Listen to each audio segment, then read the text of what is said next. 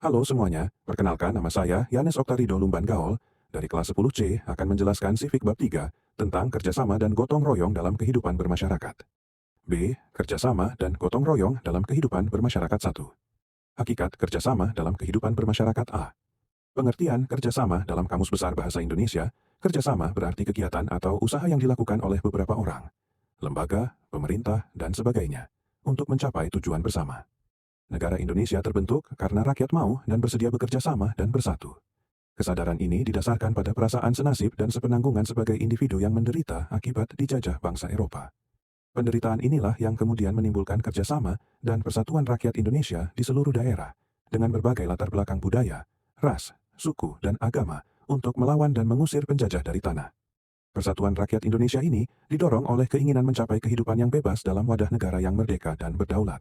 Semangat perjuangan rakyat Indonesia untuk merebut dan mempertahankan kemerdekaan mendorong tiap warga negara untuk melakukan kerjasama di berbagai bidang kehidupan. Kerjasama juga penting dalam pembangunan nasional. Pembangunan nasional adalah rangkaian upaya pembangunan yang berkesinambungan, yang meliputi seluruh aspek kehidupan masyarakat, bangsa, dan negara, untuk melaksanakan tugas mewujudkan tujuan nasional, sebagaimana dirumuskan dalam pembukaan Undang-Undang Dasar Negara Republik Indonesia tahun 1945 Don KB.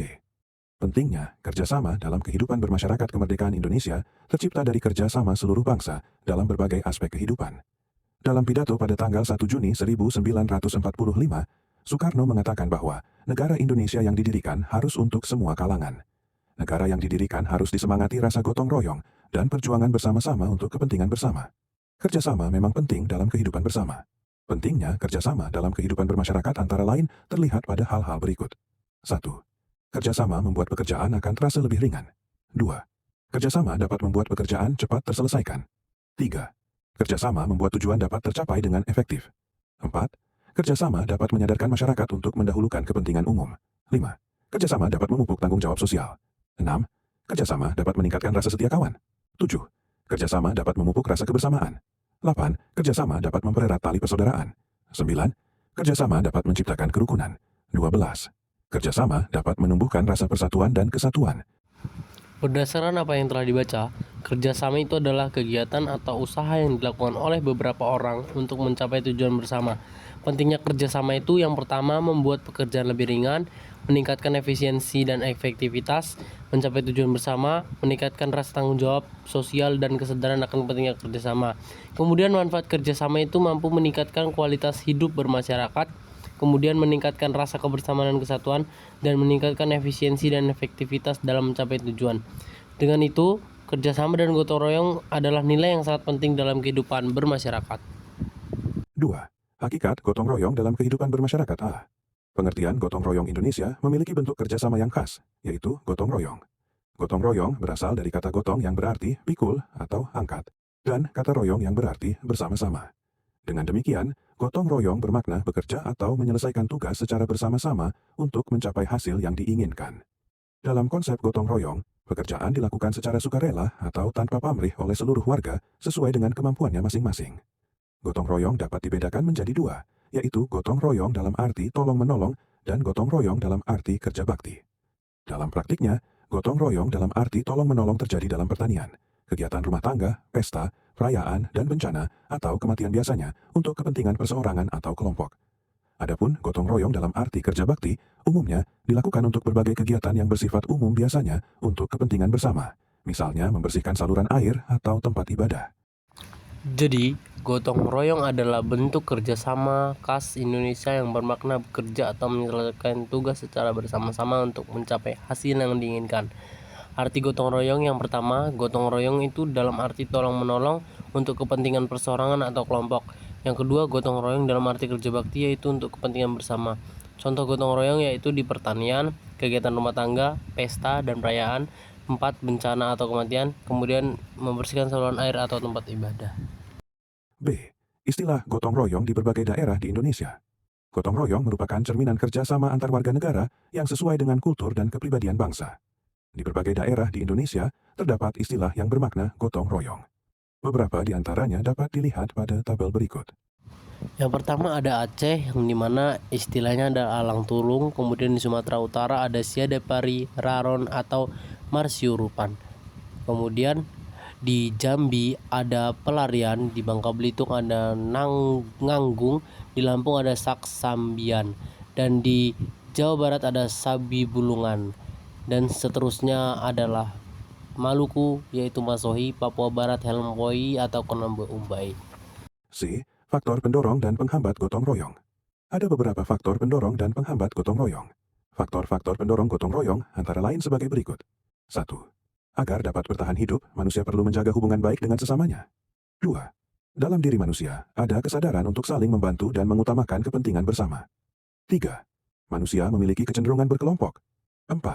Manusia memiliki kecenderungan untuk mencapai kesejahteraan. Adapun faktor-faktor penghambat gotong royong antara lain sebagai berikut. 1. Rasa individualisme manusia yang kuat. 2. Adanya perbedaan pendapat. 3. Lebih mementingkan kepentingan diri sendiri daripada kepentingan umum. 4.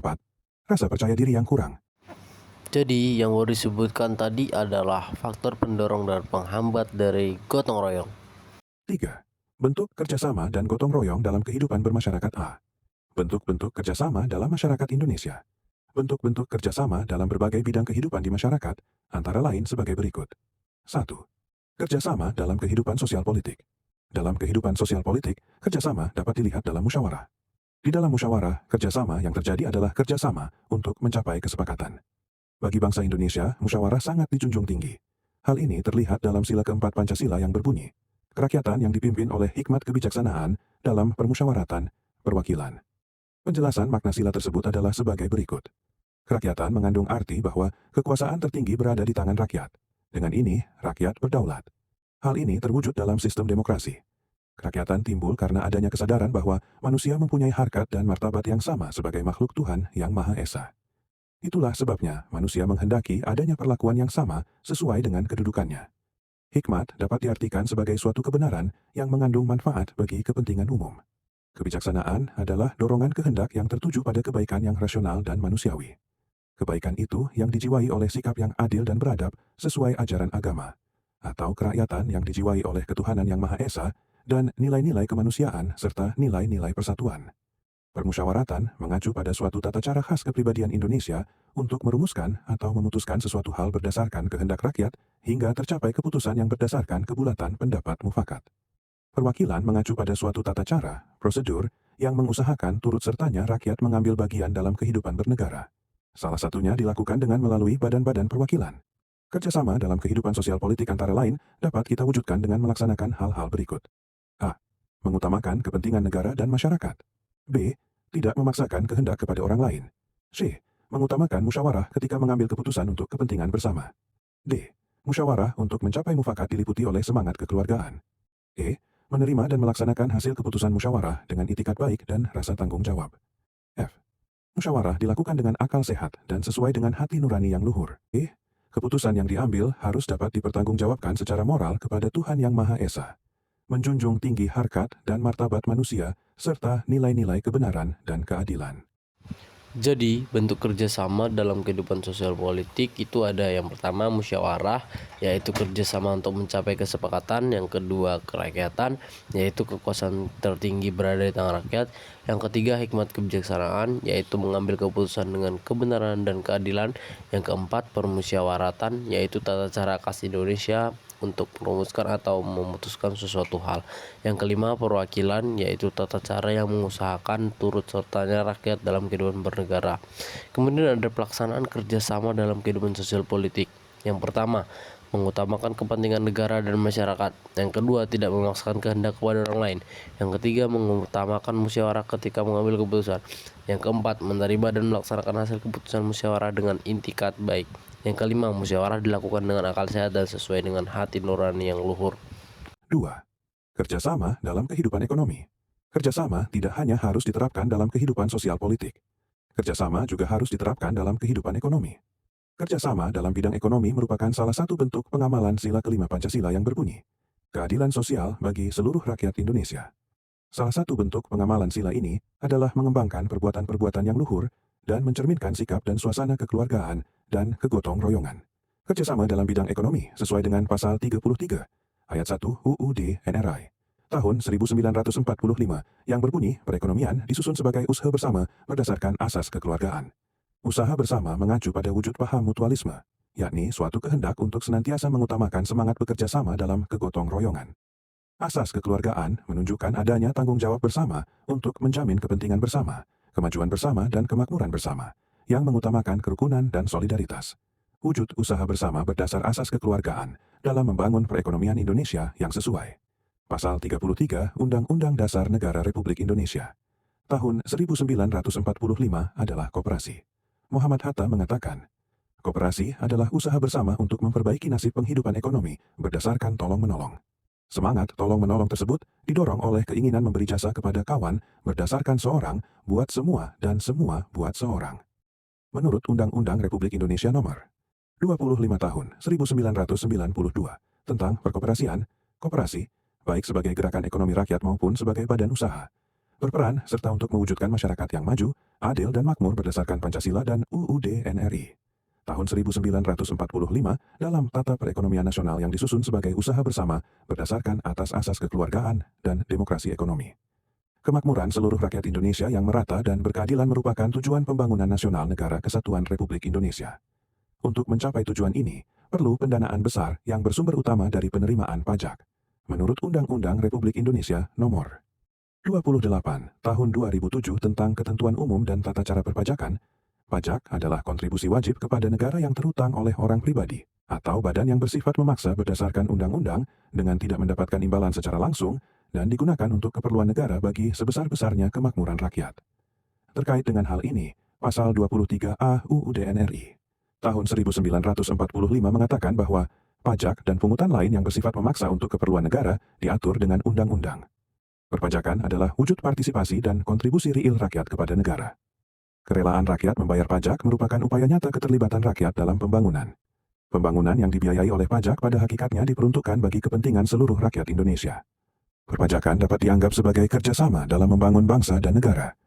Keikutsertaan rakyat dalam mendukung kebijakan pemerintah yang berorientasi pada kepentingan rakyat ini menjadi wujud nilai kerakyatan.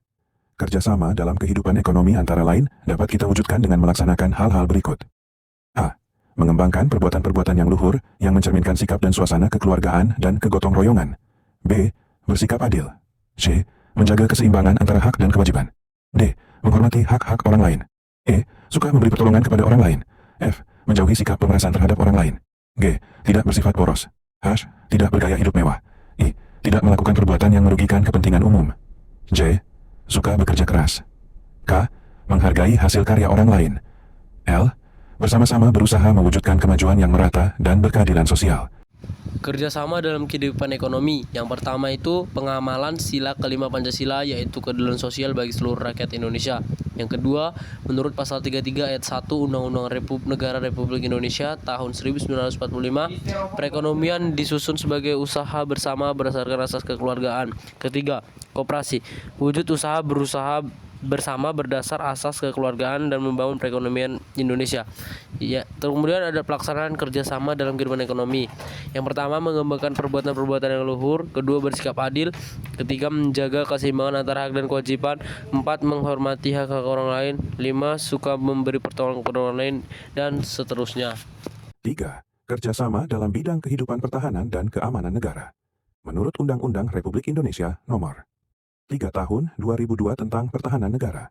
Pertahanan negara adalah segala usaha untuk mempertahankan kedaulatan negara, keutuhan wilayah negara Kesatuan Republik Indonesia, dan keselamatan segenap bangsa dari ancaman dan gangguan terhadap keutuhan bangsa dan negara. Sistem pertahanan negara adalah sistem pertahanan yang bersifat semesta yang melibatkan seluruh warga negara, wilayah, dan sumber daya nasional lainnya, serta dipersiapkan secara dini oleh pemerintah dan diselenggarakan secara total, terpadu, terarah, dan berlanjut untuk menegakkan kedaulatan negara, keutuhan wilayah, dan keselamatan segenap bangsa dari segala ancaman. Keikutsertaan seluruh warga negara dalam bidang pertahanan dan keamanan diatur dalam Pasal 30 UUD NRI tahun 1945 yang bunyinya sebagai berikut. Pasal 30, 1. Tiap-tiap warga negara berhak dan wajib ikut serta dalam usaha pertahanan dan keamanan negara. 2. Usaha pertahanan dan keamanan negara dilaksanakan melalui sistem pertahanan dan keamanan rakyat semesta oleh Tentara Nasional Indonesia dan Kepolisian Negara Republik Indonesia sebagai kekuatan utama dan rakyat sebagai kekuatan pendukung. 3. Tentara Nasional Indonesia terdiri atas Angkatan Darat, Angkatan Laut, dan Angkatan Udara sebagai alat negara bertugas mempertahankan, melindungi, dan memelihara keutuhan dan kedaulatan negara. 4. Kepolisian Negara Republik Indonesia sebagai alat negara yang menjaga keamanan dan ketertiban masyarakat, bertugas melindungi, mengayomi, melayani masyarakat, serta menegakkan hukum. 5. Susunan dan kedudukan Tentara Nasional Indonesia, Kepolisian Negara Republik Indonesia, hubungan dan kewenangan Tentara Nasional Indonesia dan Kepolisian Negara Republik Indonesia di dalam menjalankan tugasnya. Syarat-syarat keikutsertaan warga negara dalam usaha pertahanan dan keamanan diatur dengan undang-undang. Keikutsertaan warga negara dalam usaha pertahanan dan keamanan dapat diwujudkan dalam upaya bela negara. Pasal 27 ayat 3 UU NRI tahun 1945 mengatakan bahwa setiap warga negara berhak dan wajib ikut serta dalam upaya pembelaan negara. Sebagaimana disebut dalam penjelasan atas Undang-Undang Republik Indonesia Nomor 3 Tahun 2002 tentang Pertahanan Negara. Upaya bela negara adalah sikap dan perilaku warga negara yang dijiwai oleh kecintaannya kepada Negara Kesatuan Republik Indonesia yang berdasarkan Pancasila dan UUD NRI tahun 1945 dalam menjamin kelangsungan hidup bangsa dan negara. Upaya bela negara, selain sebagai kewajiban dasar manusia, juga merupakan kehormatan bagi setiap warga negara yang dilaksanakan dengan penuh kesadaran, tanggung jawab, dan rela berkorban dalam pengabdian kepada negara dan bangsa. Keikutsertaan warga negara dalam upaya bela negara, sebagaimana disebutkan dalam Pasal 9 Ayat 2 Undang-Undang Republik Indonesia Nomor 3 Tahun 2002 tentang Pertahanan Negara diselenggarakan melalui hal-hal berikut. A. Pendidikan kewarganegaraan. B. Pelatihan dasar kemiliteran secara wajib. C.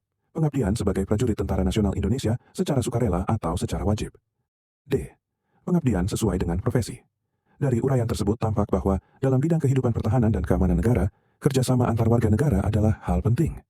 Tentu saja dalam kerjasama ini, kita harus dapat memperlihatkan nilai-nilai, seperti cinta pada tanah air, memiliki kesadaran berbangsa dan bernegara, yakin pada Pancasila sebagai ideologi negara, dan rela berkorban untuk bangsa dan negara, serta memiliki kesiapan psikis dan fisik untuk bela negara. 4. Kerja sama antarumat beragama bangsa Indonesia merupakan masyarakat yang majemuk. Kemajemukan itu tidak hanya dapat dilihat dari banyaknya etnis, suku, bahasa, budaya, dan adat istiadat. Kemajemukan itu juga dapat dilihat dari beraneka ragamnya agama. Kemajemukan ini dapat terjadi karena negara menjamin hak kebebasan penduduk untuk memeluk agama dan beribadah menurut agama yang dianutnya. Hal ini dapat dilihat dalam Pasal 28E ayat 1 dan 2 serta Pasal 29 ayat 2 UUD NRI tahun 1945. Pasal 28E ayat 1 UUD NRI tahun 1945 menyatakan bahwa setiap orang bebas memeluk agama dan beribadat menurut agamanya. Pasal 28E ayat 2 UUD NRI tahun 1945 menyatakan bahwa setiap orang berhak atas kebebasan meyakini kepercayaan, menyatakan pikiran dan sikap sesuai dengan hati nuraninya. Sementara itu, Pasal 29 ayat 2 UUD NRI tahun 1945 menyatakan bahwa negara menjamin kemerdekaan tiap-tiap penduduk untuk memeluk agamanya masing-masing dan untuk beribadat menurut agamanya dan kepercayaannya itu. Kebebasan beragama dan berkeyakinan adalah salah satu hak asasi yang paling mendasar yang dimiliki oleh setiap manusia tanpa terkecuali. Kemajemukan hendaknya dilihat sebagai sesuatu yang dapat memperkaya persatuan. Hal ini dapat terjadi jika kita menjunjung tinggi kerukunan. Menurut Kamus Besar Bahasa Indonesia, kerukunan berarti baik dan damai, tidak bertengkar, tentang pertalian persahabatan dan sebagainya. Bersatu hati dan bersepakat. Kerukunan sering diartikan sebagai kondisi hidup dan kehidupan yang mencerminkan suasana damai, tertib, tentram, sejahtera, hormat menghormati, saling menghargai, tenggang rasa, gotong royong sesuai dengan ajaran agama dan kepribadian Pancasila. Sementara itu, Pasal 1 Angka 1. Peraturan bersama Menteri Agama dan Menteri Dalam Negeri Nomor 8 dan 9 Tahun 2006 tentang pedoman pelaksanaan tugas kepala daerah, wakil kepala daerah dalam pemeliharaan kerukunan umat beragama, pemberdayaan forum kerukunan umat beragama, dan pendirian rumah ibadat menyatakan bahwa kerukunan umat beragama adalah keadaan hubungan sesama umat beragama yang dilandasi toleransi, saling pengertian, saling menghormati, menghargai kesetaraan dalam pengamalan ajaran agamanya, dan kerjasama dalam kehidupan bermasyarakat, berbangsa dan bernegara di dalam Negara Kesatuan Republik Indonesia berdasarkan Pancasila dan UUD NRI tahun 1945. Tampak bahwa kerukunan penting dalam kerjasama antarumat beragama. Kerjasama antarumat beragama antara lain dapat dilakukan dengan menanggulangi masalah kelaparan, kebodohan, keterbelakangan, dan kemiskinan di dalam masyarakat. RB. Bentuk-bentuk gotong royong dalam masyarakat Indonesia. Gotong royong menjadi cara hidup rakyat Indonesia sejak sebelum kemerdekaan. Inilah bentuk kerjasama khas Indonesia. Kemudian, dalam perkembangan, Cara hidup ini dijadikan cara hidup bernegara. Adapun berbagai bentuk gotong royong yang ada dalam masyarakat Indonesia antara lain sebagai berikut. 1. Gotong royong berburu dan mengumpulkan makanan. Bentuk gotong royong ini terjadi ribuan tahun lalu ketika masa berburu hewan liar. Sebelum berburu, masyarakat melakukan musyawarah, menyepakati rencana kerja, dan mempersiapkan alat. Kemudian, mereka pun berburu bersama dan membagi hasil buruannya sama rata. Tradisi dan kebiasaan ini masih berlanjut dan lestari hingga saat ini. Misalnya, melambu pada masyarakat Tolaki, Sulawesi Tenggara, dan Monyilo pada masyarakat suku Pamona di Sulawesi Tengah. Melambu adalah kegiatan gotong royong berburu binatang liar. Sementara itu, Monyilo adalah kegiatan gotong royong untuk menangkap ikan di laut. 2. Gotong royong bercocok tanam. Ketika kehidupan masyarakat mulai berkembang, untuk memenuhi kebutuhan hidupnya, tidak hanya mengandalkan kegiatan berburu, tetapi juga bercocok tanam. Gotong royong dalam bercocok tanam meringankan pekerjaan yang berat jika dilakukan sendiri. Contoh dari gotong royong bercocok tanam adalah bercocok tanam padi di Jawa Tengah. Peladang berpindah suku Tolaki dan Sintuwu Nosiolopal di Sulawesi Tengah. Bercocok tanam padi di Jawa Tengah dilakukan oleh para petani yang sawahnya berdekatan. Mereka mencangkul, membajak, dan melakukan berbagai pekerjaan lainnya yang berhubungan dengan pertanian. Peladang berpindah masyarakat suku Tolaki adalah kegiatan membuka ladang secara berkelompok. Setelah ladang tidak subur lagi, mereka berpindah membuka ladang baru.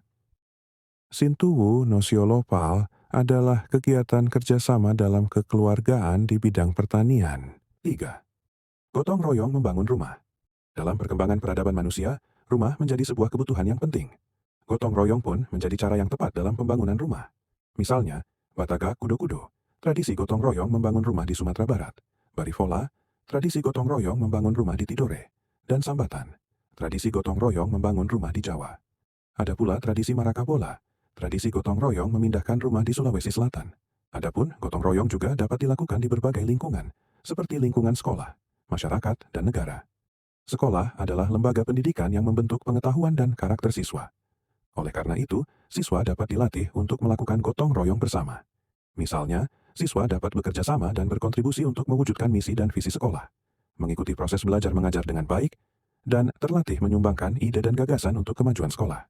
Dalam lingkungan masyarakat, gotong royong dapat dilakukan, misalnya untuk membersihkan lingkungan, bakti sosial, dan dalam kegiatan bazar. Adapun dalam hidup berbangsa dan bernegara, gotong royong yang dapat dilakukan antara lain adalah membayar pajak tepat waktu, aktif dan mendukung berbagai program pemerintah, serta dapat menyumbangkan ide dan gagasan untuk kemajuan bangsa. Itu tadi adalah penjelasan yang bisa saya berikan. Bila ada kekurangan maupun kesalahan mohon dimaafkan. Terima kasih sudah menonton, sampai jumpa